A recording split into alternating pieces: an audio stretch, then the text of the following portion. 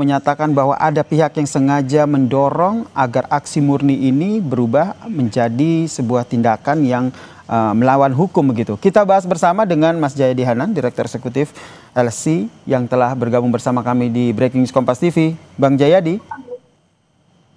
Oh ya, Sir. Bang Jayadi, apa yang Anda baca dari pernyataan Presiden Prabowo yang menyatakan bahwa ada pihak yang sengaja mendorong untuk unjuk rasa yang murni penyampaian aspirasi ini ke tindakan yang diduga melawan hukum, terorisme, bahkan makar? Ya, memang kalau dalam suasana seperti sekarang ini, yang cenderung arti chaos ya, kekacauan, pasti banyak pihak lain yang ikut bermain juga. Jadi, tugas pemerintah yang paling utama adalah untuk memastikan agar itu tidak terjadi, karena kalau chaos itu terjadi, seperti penjarahan yang terjadi, seperti pembebasan melawan hukum, justru rakyat sendiri yang rugi kan, seperti disampaikan oleh Pak Prabowo itu. Jadi tugas pemerintah untuk memastikannya itu salah satu tindak lanjut yang harus dilakukan oleh pemerintah.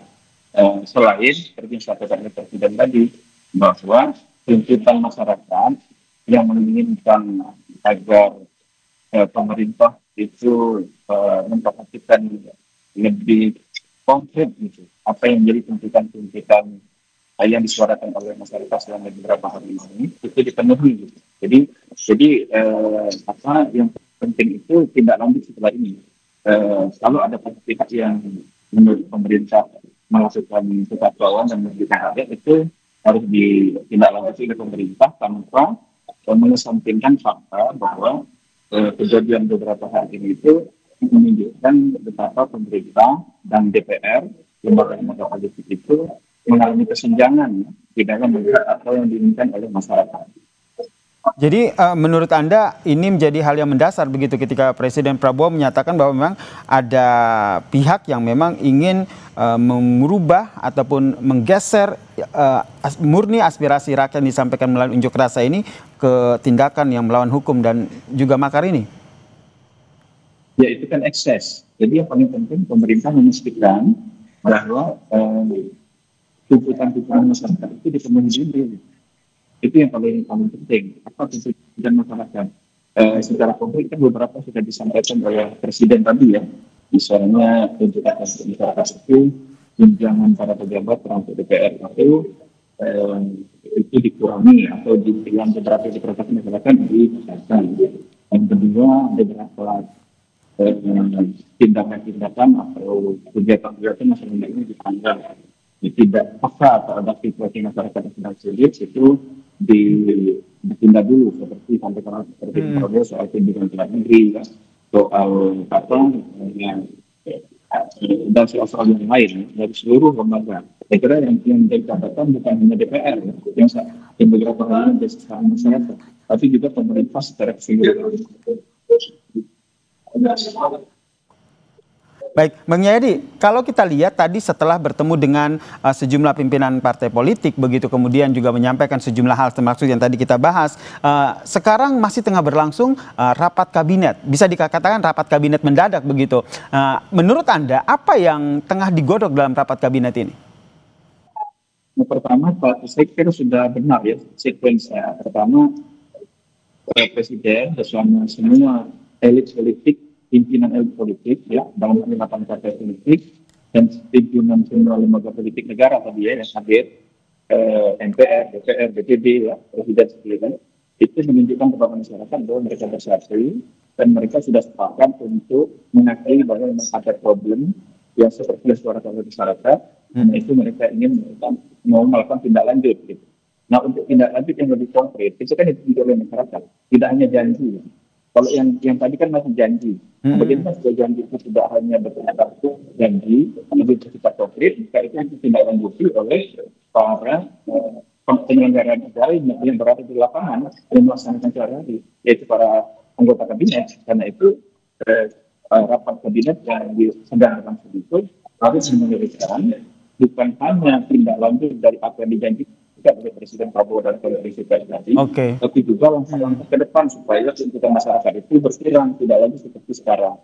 Berarti menurut Anda yang dibahas saat ini adalah jangan hanya seputar penyampaian saja begitu ya. Tadi seperti ingin menghapus tunjangan, bagaimana menjaga kondusivitas Indonesia, tapi harus ada langkah-langkah konkret begitu ya. Ini yang tengah dibahas di rapat kabinet yang digelar Presiden Prabowo ini ya, Bang Jayadi. Nah, kita akan berbincang lagi nanti Bang Jayadi, tapi saya ingin informasikan dulu terkait dengan apa yang tadi disampaikan oleh Presiden Prabowo Subianto dalam konferensi persnya yang menyatakan bahwa menghormati aspirasi rakyat dan meminta masyarakat ini memberikan pendapat tanpa bersifat anarkis.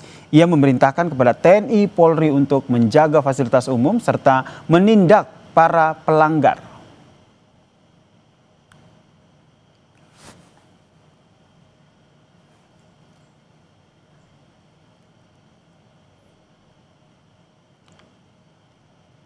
Penyampaian aspirasi bisa dilakukan secara damai. Namun, jika dalam pelaksanaannya terdapat kegiatan-kegiatan yang bersifat anarkis, destabilisasi negara, merusak atau membakar fasilitas umum, sampai adanya korban jiwa, mengancam dan menjarah rumah-rumah dan instansi-instansi publik maupun rumah-rumah pribadi, hal itu merupakan pelanggaran hukum dan negara wajib hadir dan melindungi rakyatnya. Kepada pihak kepolisian dan TNI, saya perintahkan untuk mengambil tindakan yang setegas-tegasnya terhadap segala macam bentuk pengerusakan fasilitas umum, penjarahan terhadap rumah individu ataupun tempat-tempat umum atau sentra-sentra ekonomi. Selain meminta masyarakat untuk tenang dan percaya pada pemerintah dan juga meminta masyarakat untuk menyampaikan aspirasi dan juga kritik maupun aspirasi mereka secara baik begitu, tidak dengan anarkistis, Presiden Prabowo Subianto juga dalam konferensi pers tadi menyampaikan sejumlah hal, termasuk meminta kepada pimpinan DPR untuk menghapus tunjangan anggota DPR, kemudian meminta agar mengusut tuntas kasus kematian dari pengemudi ojol yang secara transparan dan juga meminta moratorium kunjungan kerja luar negeri yang juga menjadi sorotan dalam apa yang disampaikan oleh Presiden Prabowo Subianto adalah ia meng-highlight bahwa ada pihak yang sengaja mendorong untuk menggeser apa yang disampaikan oleh pengunjuk rasa secara murni ke tindakan yang diduga melawan hukum, makar dan juga terorisme, saudara. Dan saudara, visual yang Anda saksikan saat ini adalah kondisi terkini di beberapa titik pasca rentetan unjuk rasa yang terjadi di beberapa titik di Jakarta, saudara. Dan ini adalah lokasinya di depan gedung DPR MPR RI Jakarta. Tadi seperti yang disampaikan bahwa dari Kodam Jaya telah melakukan patroli ke sejumlah titik untuk memastikan Jakarta kondusif. Karena kalau kita lihat rentetan unjuk rasa yang terjadi beberapa hari terakhir membuat Jakarta tidak kondusif, kemudian hari ini sudah berangsur kondusif begitu, saudara, sehingga ada patroli yang dilakukan oleh Kodam Jaya untuk memastikan bahwa Jakarta tetap kondusif malam ini, saudara. Saya sapa jurnalis Kompas TV, ada Eril yang berada di gedung DPR RI untuk melaporkan situasi terkini dari sana. Eril. Ya, Yasir. Bisa diceritakan lebih jelas lagi apa yang terjadi di sana?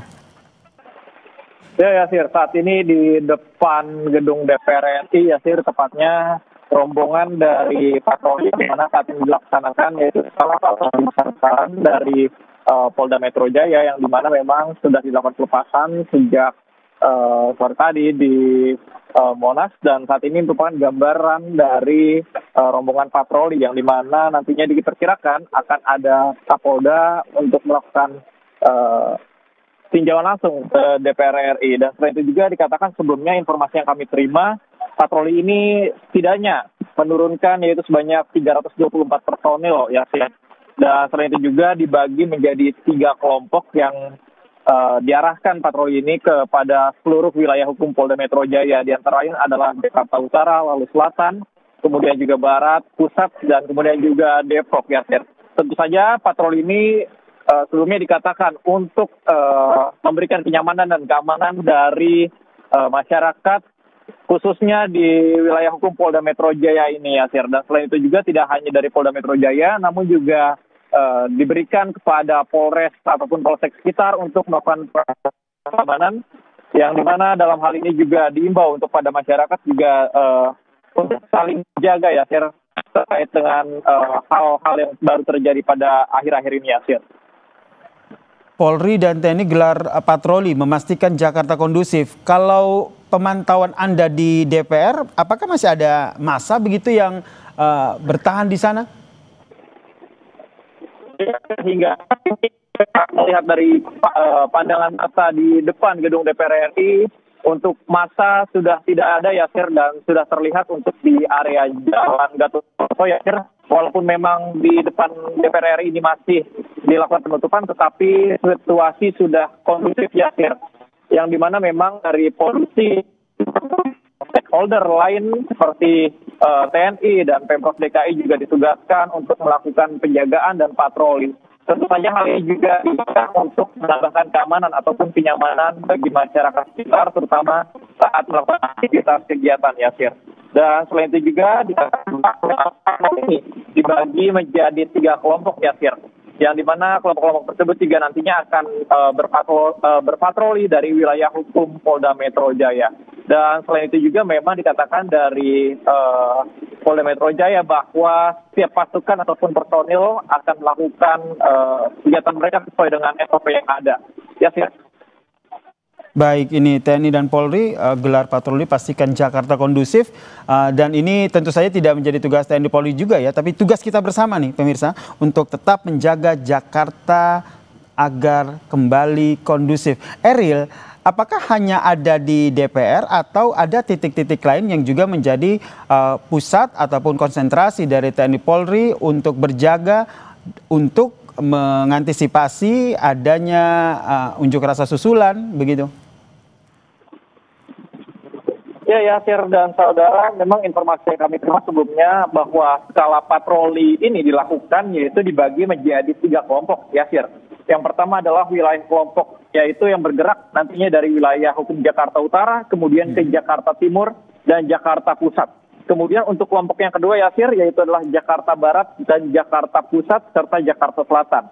Lalu kelompok yang terakhir itulah kelompok ketiga ya Sir, yang akan nantinya melakukan patroli dari mulai wilayah Jakarta Selatan dan juga Depok. Tentunya dalam hal ini Polda Metro Jaya juga mengatakan bahwa jika masyarakat melihat adanya tindakan yang merugikan ataupun tidak menyenangkan, bisa melakukan pelaporan yang dimana nantinya dari tim patroli ini akan siap untuk melakukan pengamanan dan kenyamanan, tentunya untuk menjaga dari kenyamanan masyarakat sekitar baik saat beraktivitas ataupun melakukan kegiatan di sekitar rumahnya. Ya, siap.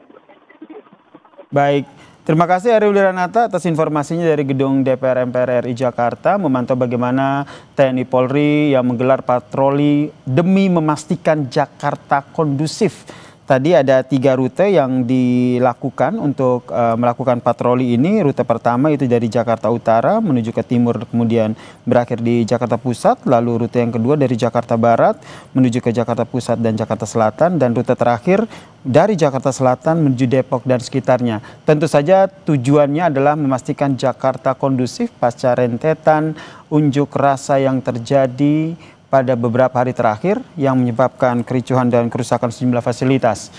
Dan kami juga masih mencermati bagaimana jalannya rapat kabinet mendadak yang dilakukan oleh Presiden Prabowo Subianto di Istana, dan bagaimana pemerintah bisa memastikan kondisi kondusif ini bisa berlangsung lama dan tidak ada lagi gerakan massa yang berujung pada kericuhan. Saya masih menyapa Bang Jayadi Hanan. Bang Jayadi. Ya, Sir. agak kecil suaranya, tapi nggak apa-apa. Yang sudah jelas sekarang. Pertanyaannya adalah tadi sudah meminta agar menghapus tunjangan DPR, tapi tentu yang ingin masyarakat inginkan adalah bagaimana pemerintah bisa memastikan bahwa tidak ada lagi unjuk rasa yang berujung pada anarkistis dan memastikan tidak hanya Jakarta tapi Indonesia ini kondusif. Iya,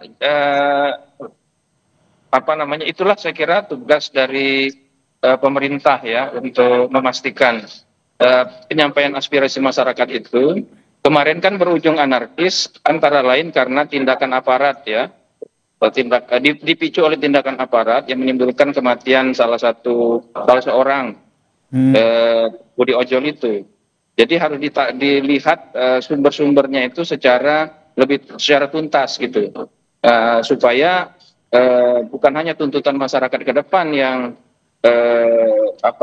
bukan hanya tuntutan masyarakat itu yang dipenuhi seperti soal tunjangan DPR ya, tapi juga soal untuk memastikan agar ke depan aparat negara dalam menghadapi penyampaian aspirasi masyarakat yang sesuai yang memang dilindungi oleh hukum itu bisa berlangsung tanpa adanya hal-hal yang bersifat anarki itu. Jadi kedua sisi itu. Nah, kemudian yang kedua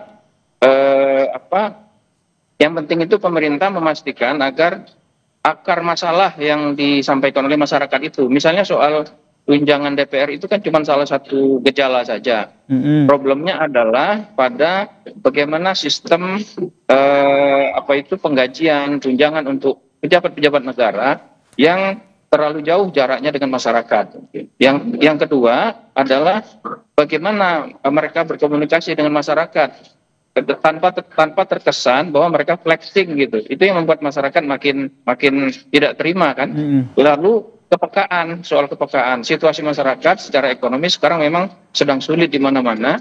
Karena itu pejabat negara termasuk DPR harus betul-betul menunjukkan kepekaannya, dan pemerintah betul-betul menunjukkan seperti kata Pak Presiden tadi, kerja keras untuk mengutamakan apa-apa yang menjadi kebutuhan rakyat. Ya, mengutamakan kepentingan rakyat begitu. Seperti yang tadi Bang Jadi sampaikan bahwa tunjangan fantasi DPR ini hanya satu dari sekian banyak keresahan publik begitu ya terhadap anggota dewan. Begitu, termasuk salah satunya adalah pola komunikasi dan juga bagaimana rasa empati anggota dewan merespons apa yang menjadi keresahan dan juga aspirasi dari masyarakat. Menurut Anda, apakah ini yang juga menjadi evaluasi bersama begitu yang dilakukan oleh Presiden Prabowo bersama dengan sejumlah ketua umum partai yang diundang ke istana? Bagaimana? Menurut Anda, dengan adanya ketua umum partai politik yang diundang ke istana, ini menjadi salah satu langkah yang harus segera diambil agar anggota dewan yang saat ini duduk di Senayan itu benar-benar betul-betul dievaluasi secara menyeluruh. Tidak hanya soal tunjangan kerja, tapi juga pola komunikasi dan juga empati terhadap publik. Ya, betul. Jadi pertama, semua partai politik diundang itu untuk menunjukkan bahwa Presiden bersama-sama mereka itu semua elit bersatu ya untuk mengatasi problem-problem yang disuarakan oleh rakyat ini.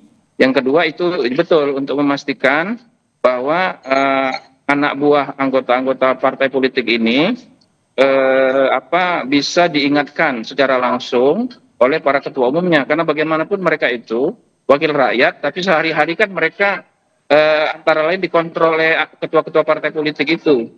Jadi itu satu keharusan, karena bagaimanapun pemerintahan ini kan terdiri dari berbagai partai yang ada di kabinet maupun yang ada di lembaga DPR. Jadi harus melibatkan ketua-ketua partai itu. Kalau tidak nanti himbauan presiden atau apa yang disampaikan oleh presiden itu nanti berhenti di himbauan atau berhenti di pernyataan saja.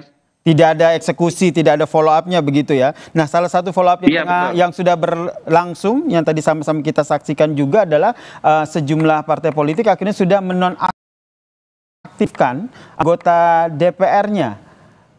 Apakah ini menurut Anda cukup sampai di sini atau ada langkah lain yang perlu dilakukan oleh mereka-mereka yang menyinggung hati rakyat, menyinggung rasa empati rakyat untuk berbicara ke publik, atau apa yang harus dilakukan?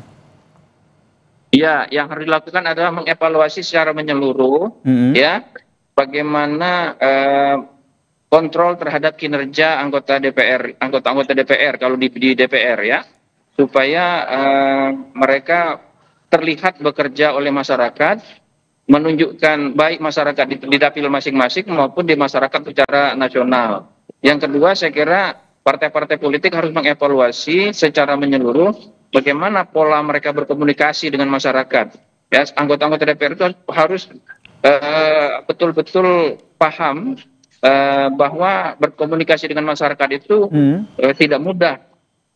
Harus ada evaluasi yang menyeluruh soal itu. Nah, evaluasi yang menyeluruh ini menurut Anda apa yang dilakukan oleh partai politik begitu? Karena kan kalau dicopot anggota dari keanggotaan DPR benar-benar hanya dinonaktifkan saja begitu, tapi status anggota dewannya masih melekat atau betul-betul dicopot gitu. Sudah tidak lagi menjadi anggota dewan, harus mengikuti proses PAW. Iya, memang partai-partai itu kan tidak bisa serta-merta mencopot anggota dewan kan, karena ada prosedur yang harus dilakukan.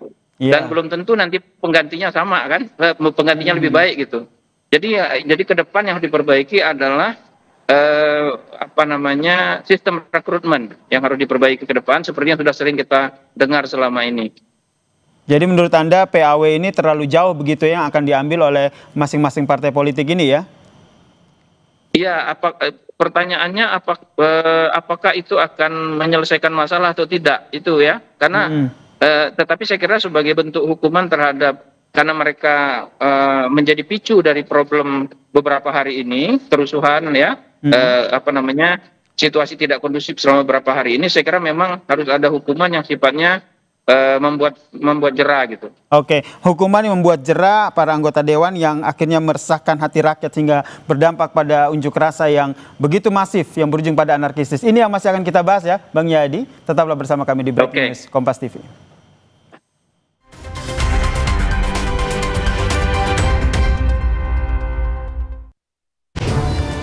Situasi genting harus ekstra cepat.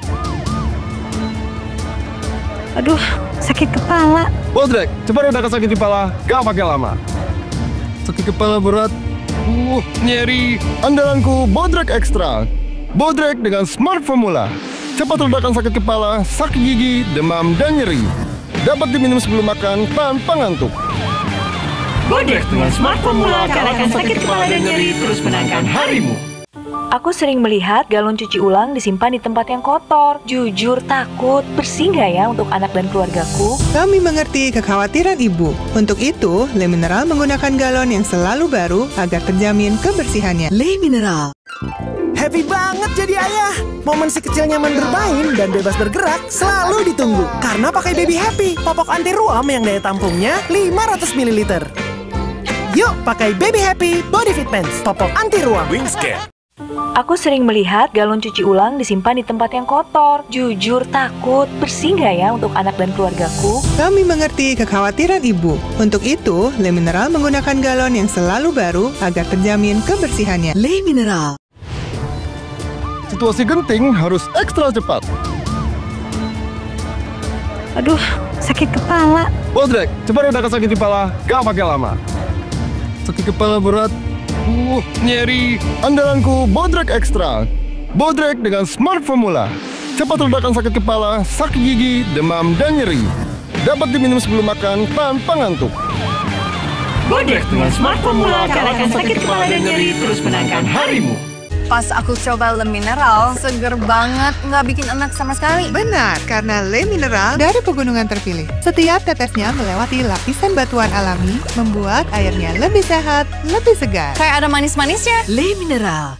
Kenapa gigi harus kuat, Pak? Gigi kuat itu penting. Pakai Ciptaden Maxi 12 Plus dengan 3 keunggulan. Aktif fluoride, enamelor, dan antibakteria. Gigi 12 kali lebih kuat, mulut sehat. Cing, cing. Ciptaden Maxi 12 Plus. Gigi kuat, gigi Ciptaden. Layu. Mama Lime Green, pencuci piring dari tumbuhan, 100% food grade dengan Natura Plant Essence. Mama Lime Green, efektif angkat lemak piring bersih kesat. Tangan tetap lembut. Juga efektif bersihkan kotoran dan bakteri di buah sayur. Mama Lime Green, pencuci piring dari tumbuhan. Layu. Biar ngumpul makin seru, yuk bikin masakan yang pasti diserbu. Wajib pakai kecap sedap kedelai hitam spesial. Dari kedelai hitam dan gula aren terbaik. Semur lidahku, bikin lidah auto party. Menggoda. Aduh sama cumi kecap tante. Caramelize. Wilgos Approve. Giliranku bikin yang specialisius. Looks good kan?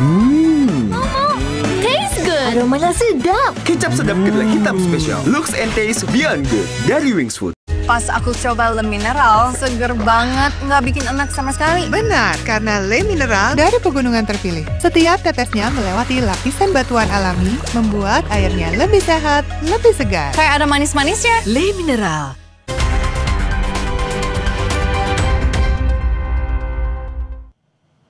Ini adalah visual terkini yang Anda saksikan dari Istana. Ini ada Kapolri, kemudian ada Jenderal TNI, dan juga sejumlah jajaran menteri lainnya. Karena hari ini Presiden Prabowo menggelar rapat kabinet secara mendadak. Informasinya ini pun baru terinformasikan siang tadi kepada sejumlah menteri jajaran kabinet untuk hadir ke Istana untuk mengikuti rapat kabinet yang dipimpin langsung oleh Presiden Prabowo Subianto, saudara.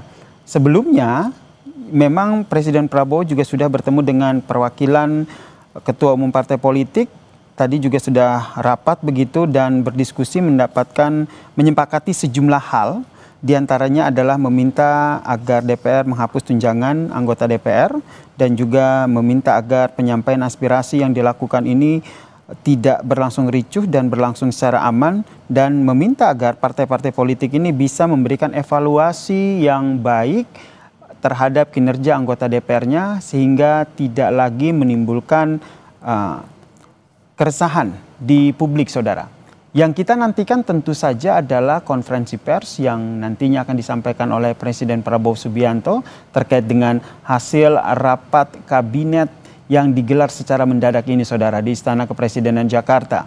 Tadi juga sempat berbincang dengan Bang Jayadi Hanan yang menyatakan bahwa sebenarnya rapat ini berlangsung untuk mengeksekusi ataupun memfollow up apa saja poin-poin yang nantinya akan dilakukan oleh pemerintah dalam merespons tuntutan masyarakat, tuntutan warga dalam rentetan unjuk rasa yang berlangsung beberapa hari terakhir ini, saudara.